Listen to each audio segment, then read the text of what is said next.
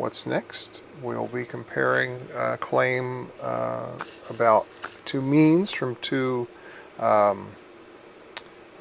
populations.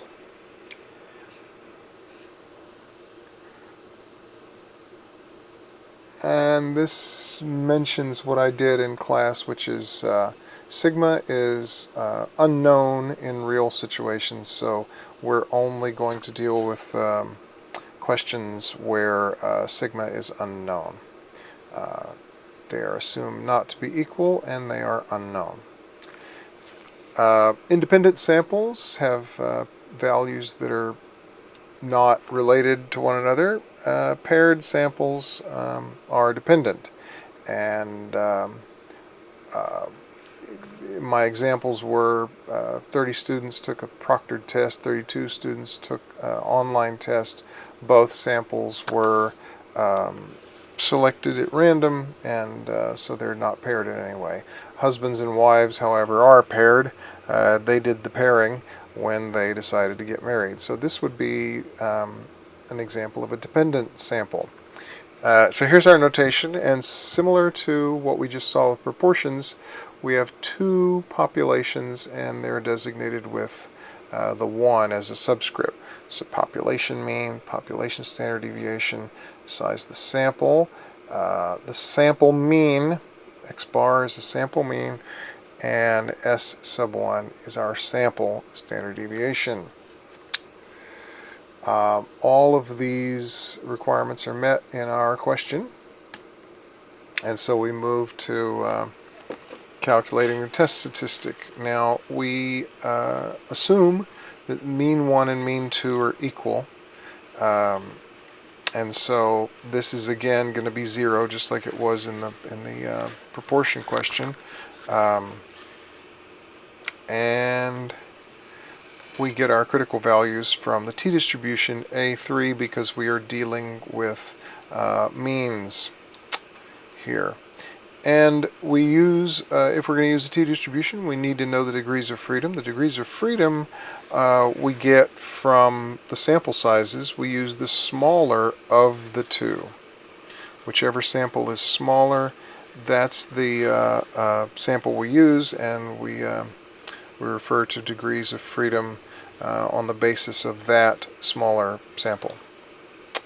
And so here's our very odd example. Researchers want to know what colors enhance creativity. And they make the claim that blue enhances performance on a creative task. Subjects were put in a red room and were asked to think of creative uses for a brick. Other subjects were put in a blue room and they were given the same task.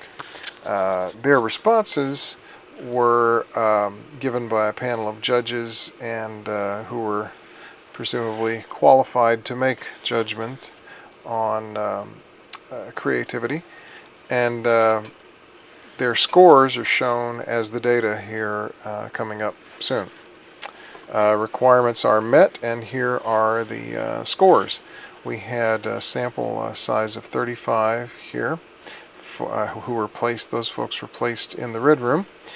Their mean score was 3.39, perhaps on a scale of 4 or a scale of 5, I don't really know. But this is their mean score. Their average score for people who were in the red room is 3.39, and the standard deviation among those scores was 0.97. Now, there were 36 subjects who were placed in a blue room, and the sample mean of their scores was 3.97, and their sample standard deviation of those scores was 0.63. Now, the claim is that blue enhances performance on a creative task. So that means that the mean score from the blue group, which is mean 2, here it's designated as mean 2, that's going to be bigger than mean 1. And we would probably write that as mean 2 greater than mean 1, and then we'd have a right-tailed test. But it's being stated the opposite direction that you would think, just to show that these tests can go, sometimes can go either direction. So we express this claim as mean 1, the mean score of people who were put in a red room. That mean score is going to be less than the mean score from the people who were placed in a blue room. Now, if that is false, then mean 1 is greater than or equal to mean 2. So this is the complement, mean 1 greater than or equal to mean 2. That is the complement of the original claim. And we make note that mean 1 less than mean 2 is the original claim. And our null hypothesis is the one that contains equality. So that's mean 1 is greater than or equal to mean 2. And our significance level that we want to test this claim to is 0.01. And because we are testing a claim about population means, we're going to use a t-distribution, and we have a similar statistic to the proportion, in that the difference of the two means, instead of the two proportions, the difference of the two means is in the numerator, and in the denominator we have the square root of the number of successes squared divided by the sample size. So this is actually the, no, this is not the number of successes, this is the variance, the sample variance, which is the sample standard deviation squared. So once again, be careful with regard to what you're given. Whether if you're given the standard deviation, you will need to square it. If you're given the variance, then it's already squared for you. So this is sample standard deviation squared, or variance 1 divided by the first sample size, and this is sample variance 2, and we square it and divide it by the second sample size. Those calculations are shown here. Oops, those calculations are shown here at the bottom of the page. And when you run all that through the calculator, you get negative 2.979. Now, what is our critical value? Well, for that we need, again, we need the t-distribution. And we use 34 degrees of freedom because it is the smaller of the sample sizes. And our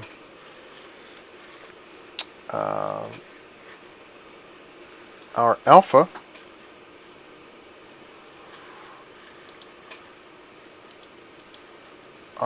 was 0.01. We're testing, we're making a rigorous test here to a significance level of 0.01. So that's a left-tailed test because the arrow in the alternative hypothesis, the direction of the inequality symbol, points left. And so it's a left-tailed test, and that means that 0.01 is the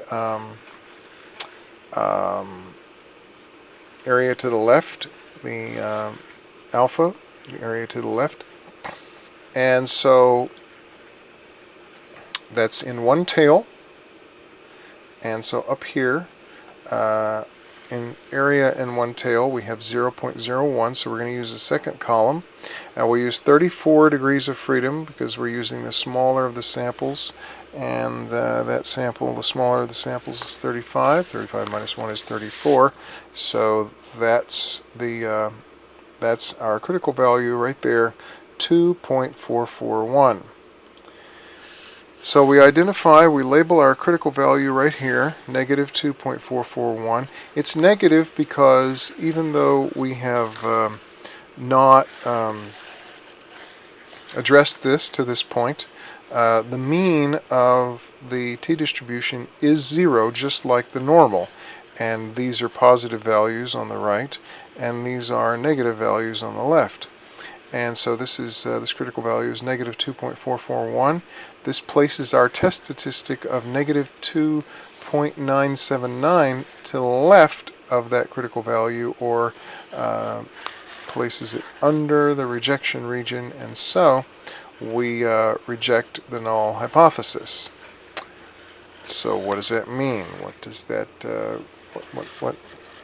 how can we state the conclusions so normal folks can understand it? Because we are decidedly abnormal. So we want to be real careful when we address the normal people.